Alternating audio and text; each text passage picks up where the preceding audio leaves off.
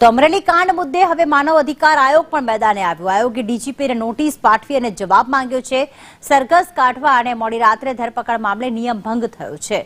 માનવ અધિકારોના હનન અંગે પણ ખુલાસો કરવા નિર્દેશ। 2 સપ્તાહમાં યોગ્ય ખુલાસો કરવા ડીજીપીએ નિર્દેશ કર્યા છે। તો અમરેલી કાંડ મામલે મોટા સમાચાર। હવે આ કાંડ મુદ્દે માનવ અધિકાર આયોગ પણ મેદાને આવ્યું છે। તે તપાસ કરશે। ડીજીપીને નોટિસ આપીને જવાબ માંગવામાં આવ્યો છે। સરઘસ કાઢવો, મોડી રાતે કોઈ મહિલાની ધરપકડ કરવી, આ બધું નિયમોનો ભંગ છે। તે મુદ્દે જ કાર્યવાહી કરવા નિર્દેશ કરવામાં આવ્યો છે અને 2 સપ્તાહમાં યોગ્ય ખુલાસો કરવા રાજ્ય પોલીસ વડાને નિર્દેશ આપવામાં આવ્યા છે। માનવીય અધિકારોનું હનન થયું કે કેમ તે અંગે પણ ખુલાસો કરવા નિર્દેશ।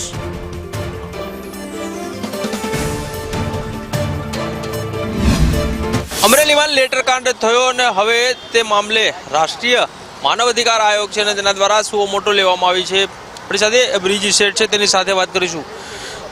એક નોટિસ ડીજીપીને પાઠવવામાં આવી છે રાષ્ટ્રીય માનવ અધિકાર આયોગ દ્વારા। કયા સંદર્ભમાં આ નોટિસ પાઠવવામાં આવી છે અને તેમાં શું શું કહેવામાં આવ્યું છે? સરઘસ જે આ પોલીસ દ્વારા સરઘસ કાઢવામાં આવ્યું છે અને મોડી રાતના દીકરીની ધરપકડ કરવામાં આવી છે, એ એરેસ્ટ બાબતેની નેશનલ હ્યુમન રાઇટ્સ કમિશનની ગાઈડલાઇન્સ વિરુદ્ધનું કૃત્ય છે।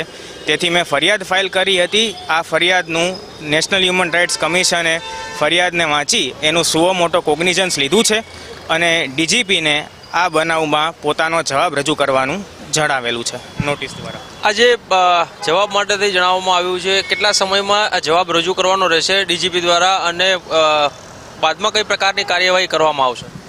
નોટિસ જે મને મળી છે નોટિસની કોપી, તે પ્રમાણે 2 અઠવાડિયાની અંદર ડીજીપીએ જવાબ રજૂ કરવાનો છે નેશનલ હ્યુમન રાઇટ્સ કમિશન સમક્ષ।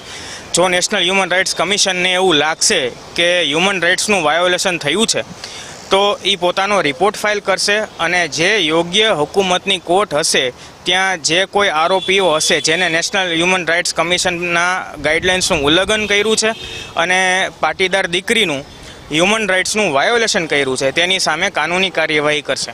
તો જે પ્રમાણે બ્રિજ શેઠ છે તે કહી રહ્યા છે કે આ નોટિસ પાઠવવામાં આવી છે અને આગામી 2 અઠવાડિયાની અંદર ડીજીપી છે તેના દ્વારા જવાબ રજૂ કરવાનો રહેશે અને જો રાષ્ટ્રીય માનવ અધિકાર આયોગને લાગશે કે કાર્યવાહી કરવી જરૂરી છે અને માનવાધિકારનું ઉલ્લંઘન થયું છે તો તેની સામે યોગ્ય કાર્યવાહી કરવામાં આવશે। કેમેરામેન સંદીપ રાઠોડ સાથે કશ્યપ જોશી, સંદેશ ન્યૂઝ, અમદાવાદ।